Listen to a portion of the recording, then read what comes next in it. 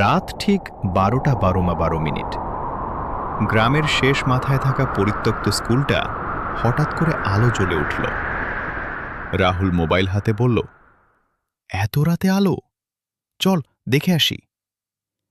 স্কুলের গেট খুলতেই কড় শব্দ। ভেতরে ঢুকে দেখে সব বেঞ্চ ভাঙা, দেয়ালে নখের আঁচড়। হঠাৎ পেছন থেকে ফিসফিস আওয়াজ, ফিরে যা। রাহুল ঘুরে তাকায়, কেউ নেই। হঠাৎ ব্ল্যাকবোর্ডে নিজে নিজে লিখতে শুরু করল, তুমি দেরি করে ফেলেছ। চারদিক হিম হয়ে গেল। ঘড়িতে আবার তাকায়, সময় এখনো 12:12। সময় আটকে গেছে।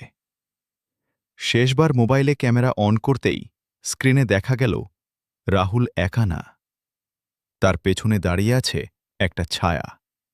আর ছায়াটা ফিসফিস করে বলল,